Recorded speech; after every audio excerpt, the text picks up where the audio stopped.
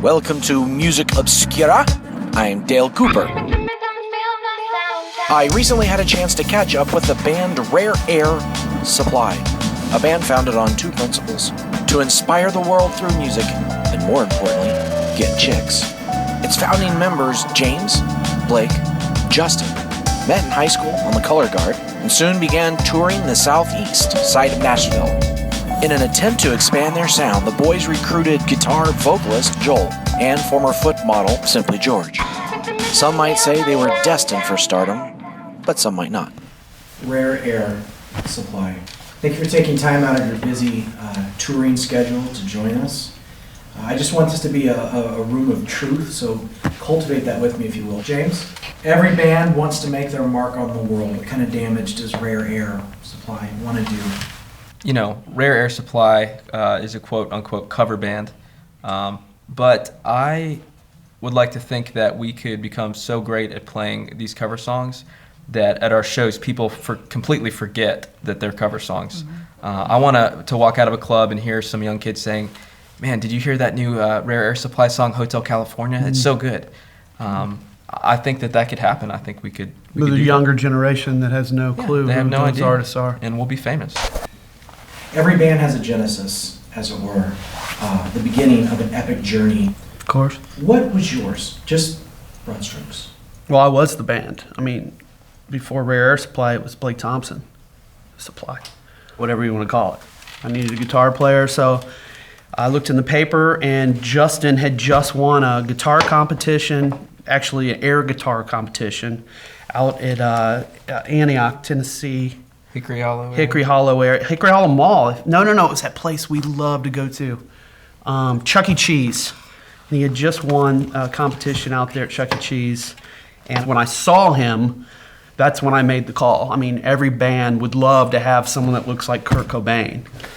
Now, boys, everyone knows the drummer is the heartbeat of the band. Thanks. From Ringo to Larry Mullins Jr. To that guy, the one-armed Def Leppard guy.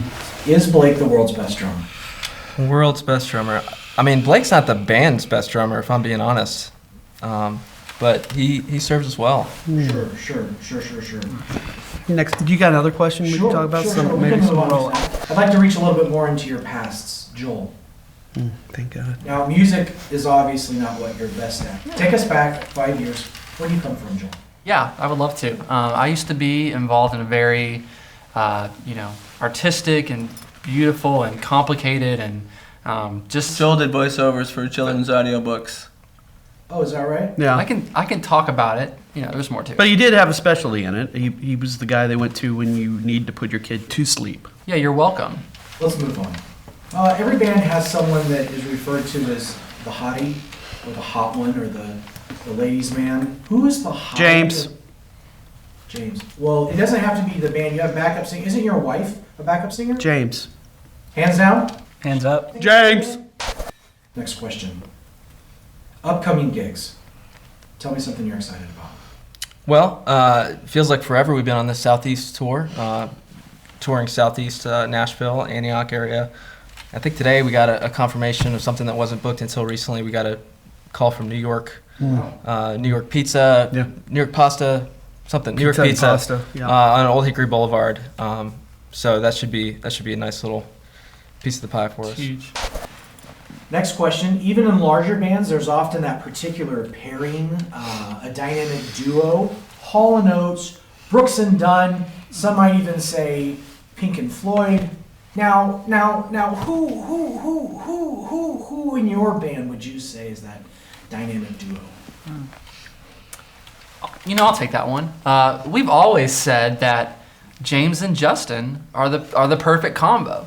We have Justin, who's tall and blonde and beautiful. And Listen, is Justin beautiful? Of course. Yes. But I like to think that I give the band a certain gravity. But if I'm being honest, he's kind of the artsy one. I think you would even admit to that. He's kind of very passionate about a lot of causes, very philosophical, the AIDS crisis, what have you. Over the top is what some people call it. Yeah, very over the top. I mean, at our last show, he was going on about the AIDS crisis or global warming. someone had to shout, shut up and play the music. It's very embarrassing. Sweet 16 party, so they don't even know what these things are. That's embarrassing. It was a long time ago. It was last month. Well. Right? James, are you a perfectionist? I would say in the band, I'm probably the one that's most concerned with the details. I want everything to be excellent, which reminds me, I meant to talk to you about this before. We can cut right now, but Sure. Did you have any music in mind for sort of the music bed of this whole video? Well, I'm not there yet. I was. Because I made a playlist, and so I thought we could go over that. I could kind of share my vision for this thing. Yeah. I've been thinking about it for a couple months, and just want to make sure we were on the same page. Get on the same page. I Right, got that you were on my same page, and then just kind of run through some of the checklists. Like that microphone. I assume somebody's going to move that down a few inches. We'll take care of all So that. just the room ambience Sure, is going to be sure. a few decibels too. You Okay. just feel free to just answer the questions as they are. We'll take care of all that. Don't worry Well, about that's- it. You just that's what I'm relax worried and about, Just but- be in the okay. moment. Okay. Okay. Now with art, it's always difficult because you never want to prostitute yourself for your art, but you can't exist without sponsorship. You've never really had sponsors though, have No, I you? wouldn't call it prostitution. I mean, I see us more like the pimps. We go after the business, and we thought one of us had a great idea that we'd go to Camel cigarettes. Yes. And someone said, hey, let's use a slogan, George Camel smokes camels. Sure. And we thought, brilliant, they're going to eat this up. But we forgot that he spells camel with a K Oh, pity. because he's Middle Eastern. Right. So when George first approached us, he said, "Please let me in the band. I can get you tons of bar mitzvah gigs." And at the time, we were desperate, we were starving, so we'll take any gigs we can get. So we let him in the band and assumed, of course, that he was a Jew. Well, how would you know? Well, we thought we did, but only later to find out that he's Arab after visiting his parents' house. And James said shalom to his parents. He's trying to be friendly. انت بتيخن بس من راح اديك 100 كف على وشك. Trying to be friendly to his parents. Yeah, we can just move on from that. So this is good. This is real life, but I know you guys have more dirt. Every band has their issues. Want to talk about that a little bit? This is a good time. Well, I mean, it's safe to say that we can just never agree where to eat when we're on the road. It is, Yep. it's a disaster. It's like World War, I don't know, 7 or so. Very true. That doesn't exist. Blake wants cafeterias and has to eat before 5 because of his blood sugar. Is that right? And 40. Well, that's true. Justin will only eat earthy and vegan. James will only eat hot dogs and Easy Mac. Yeah, and then George only wants Greek. Gyros, falafel, grape leaves, all that kind of Next question. Most people come to a band because of their mastery of a particular area of music. George, it could be argued that your foot modeling actually rivals your music ability. Do you miss the intrepid world of the foot model? That's a great question. That's why I asked it. It's kind of an enigma in the foot modeling world. And, I mostly modeled for docksiders, topsiders, all the siders, All the sides. all of them. I actually got a docksider tattoo on each foot, actual size. I have a tattoo of every band I've been in. Oh, so you've been in 2 bands? No, that's the name of the band. Oh, that's the name of the band. All my tattoos are temporary. All of them. All of them. Yep, temporary tattoos. Interesting. About 32 of them. Takes forever every day to put them on. A lot of sponge and soap and water. Joel, do you have any tattoos to speak of? Seriously? Yeah, I've got on my thigh actually instructions on how to run the radio show as kind of a backup if I forget, and it's kind of inconvenient to see them if something goes wrong. Should have put it on my wrist or forearm, but now Dave knows if I start to pull my pants down in the control room that something's gone horribly wrong. So there's that. Music's tricky. It is. Yeah. Why music? Why not? We do things, we make music, we move people, and that's what art does. Sure. James. Now you've been famously quoted as saying, "I am to music as Picasso is to a blank canvas." Tell me a little bit about your paintbrush. Right. Well, I don't know that I said it like that exactly, but I guess I would say that music's not a choice for me. It's not something that I pursue. For me, music pursues me.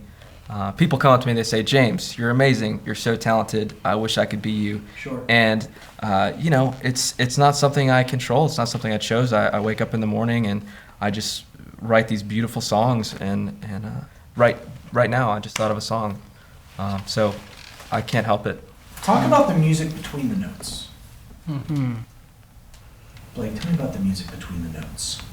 It's life. It's life. Yeah, Yeah. it's life. Expand on that, Blake. Well, I see the notes or whatever are notes, the things on the paper with the dots. I see the notes as like heartbeats. Okay. So like boom, life, boom, boom, like a heartbeat. What about like a quarter note or half note, though? Well, well, there is such things as irregular heartbeats. Yeah, but the music always ends. So. Right, right. So does life. Ah, The last heartbeat into the song's death. death. That's good. That's really good. I would like to bring light into this world, and an awareness Thank of, you. Finally, somebody said it.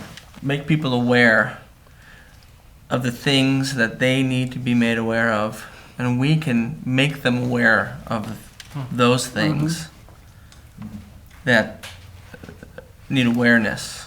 It goes back to the band's motto, and that's a quote we have in our van, and we see it every day. It's who's the quote? Was it Norman Rockwell, the singer, or the Nelson apartheid? Mandela. Oh, Mandela. He's got a great quote, and it's "Live like no one else now," which we view that as party while you can, rock and roll. You're in a band in a van on tour across Middle Tennessee. Live like no one else now, so later you can wish you still live like you did now where we're at. So.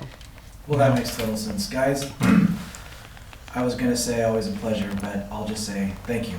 Cheers.